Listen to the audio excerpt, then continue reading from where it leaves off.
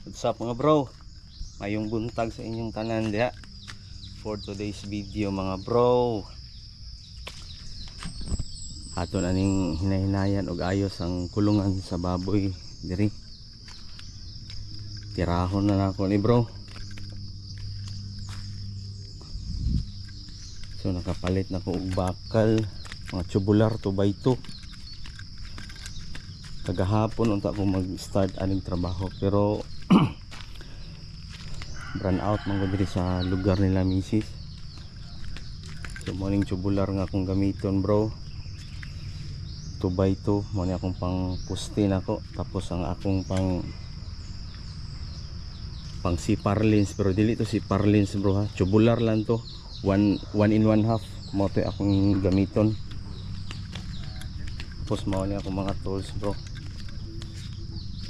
ako'y circular ug kining di battery ni tanan, pero napakoy mga gamit sa sud sa balay. Ako na ning sugdan karon bro, ay among kulungan sa baboy sa una na nabiyaan naman gini, nangaguba ng mga atop, gitemporaryahan lang gani ning kawayan. So hinahinayon tanig ayos bro, kini sa ang akong unahon, kani sa akong unahon. Pero naa namin na kita nga bakting nga mapalit na mo, nag-order na pod kog balas karon. So hinaot na mahatod to karon. So sugda na nato ni bro.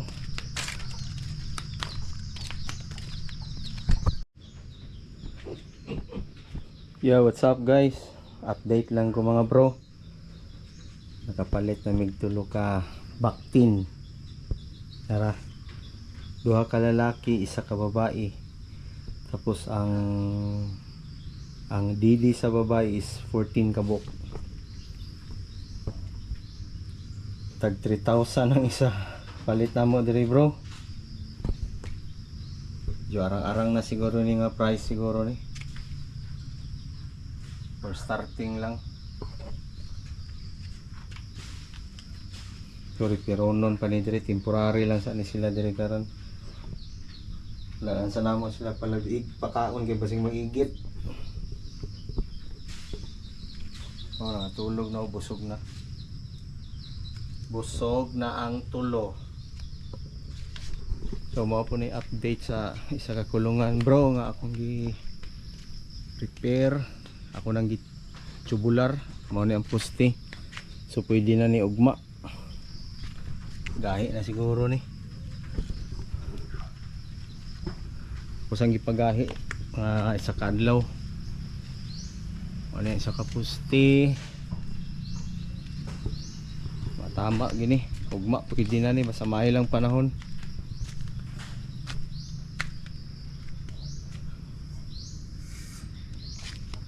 Bangaga na po na mo gamay daan diri sa likod para taga kahuluganan sa ilang mga tae.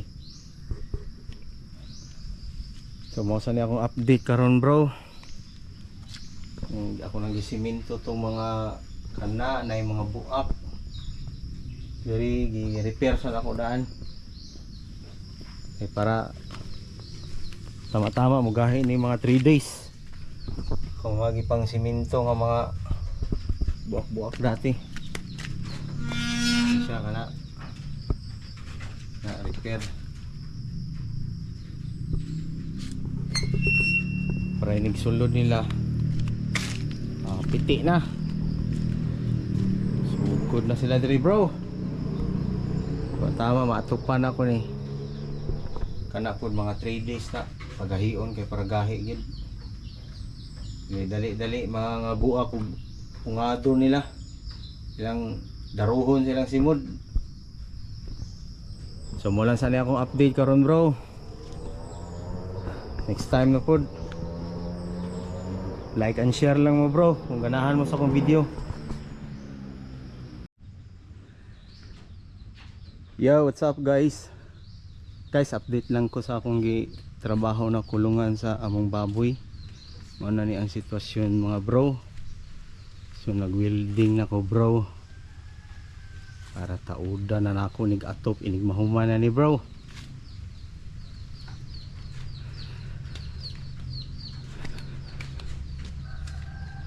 kulang pa kog tubular nga 1 in 1 half mga bro para diri ya.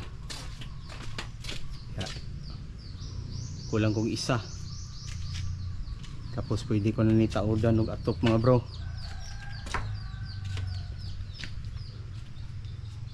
DIY lang ta mga bro.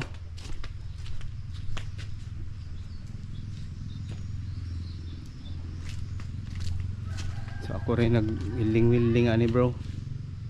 Kabalo mo puta gamay mo welding. Atik-atik lang gud ani gud. DIY lang gud ta gud. So rebuild ta karon bro sa kulungan sa baboy.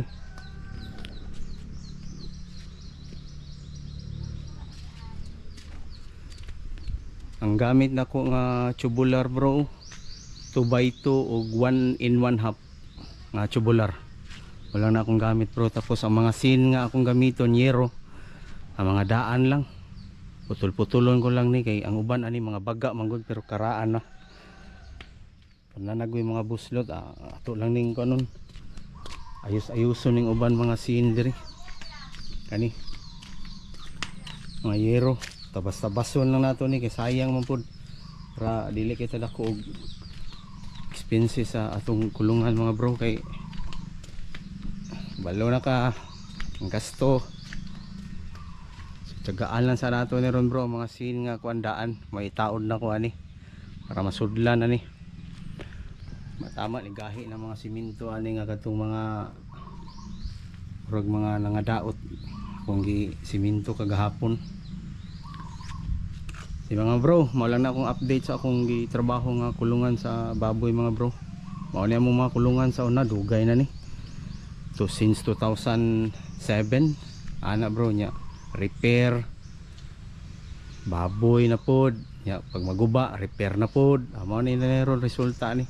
So ako na lang sang gibakal bro. Ang kining giuna lang nako ning kining box kining kaning box giuna nako ni og bakal lang sa ug mayo ang dagan na ni bro. Anam-anam na to ning ayos ning uban. Kay nangaguba na gyud tumbahan pag saging. Sige mga bro, update lang ko sa inyo sa sunod video na pod bro. Salamat. Like and share lang mga bro kung ganahan mo.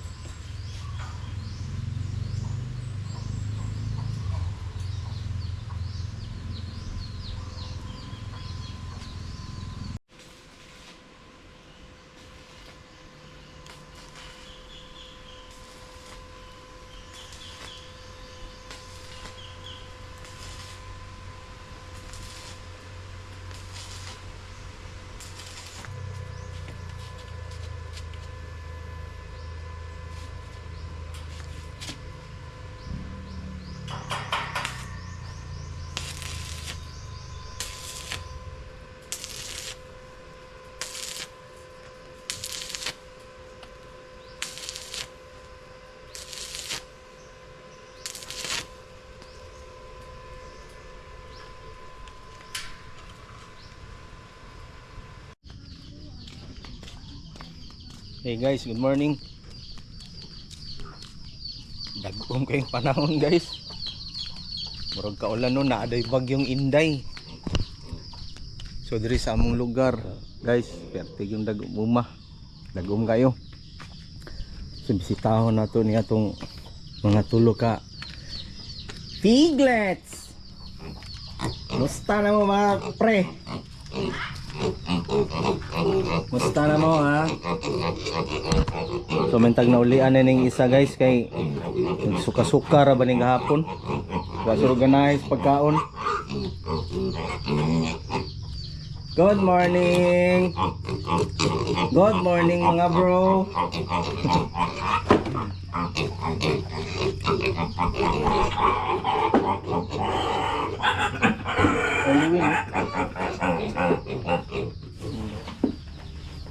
Early win ha.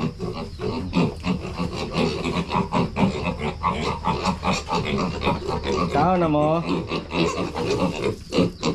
Kanon sa nato sila kuan bro. Early win daw kay mao ni among mamuning gipakaon sa among gipalitan. Wala sa namo sa guli og bimig kay murag nag-igit mo ng mga chulukoy.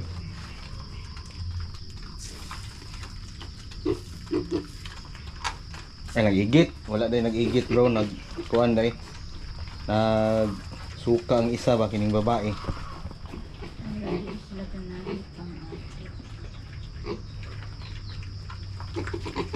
Kanisa to ipatira sa ila ha bro.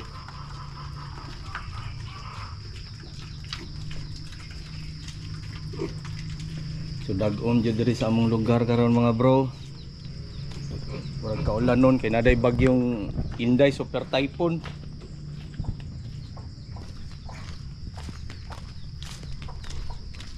Sitaho na to niya itong mga gagmay na mga chicken. Good morning. Ay dagandaga man sa bawan ta mo ron. Mani among mga gagmay na mga piso pa bro. Pero napay kaming dito, daghan ba itong itlog dito, wala pa na pusa. So napakoy plan nga magbuhat na po kong isa ka nga ani bro, mga kulungan nga gamay para sa mga ingani na po ng mga piso. Na po yung magpusa na po ng mga itlog. Pero kulang pa ni mo yung mga native ni siya na mga manok bro.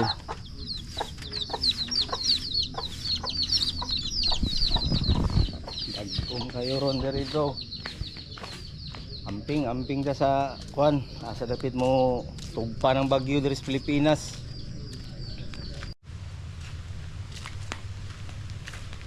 Bro may hapon dia sa inyong tanan. Update lang ko sa akong gitrabaho bro nga kulungan sa baboy na mo. Mao ni siya karon bro, piti na nahuman na gyud. Nahuman na gyud ako siya bro. DIY lang ni. So first time na ko ni nga nagtrabaho og ingani bro. Nag-DIY ko og kanang buhat sa atop sa kulungan sa baboy nga gibakal na gyud ako bro. Gibakal na gyud namo kay para dili na magsige og katumpag kay ang kahoy sige ra mig ilis ani. Sukad pa tong 2007. Undang mig baboy balik na pod, undang balik na pod. Sige lang mig kambyo-kambyo permintig kahoy. So naka-decide mi ni Mrs. nga i-tubular na lang namo ni. Pero isa-isa lang sa kakulungan, anam-anam lang. Ay para dili na kayo ingon na magsipag kambyo-kambyo. Pero pinturahan lang ni bro kay tubular man para dili siya magtaya. So akong gigamit lang ani bro, duha lang kasin nga bag-o. Tapos ang mga uban nga sin na mo nga yero gigamit mga kuan lang ni, mga use na ni.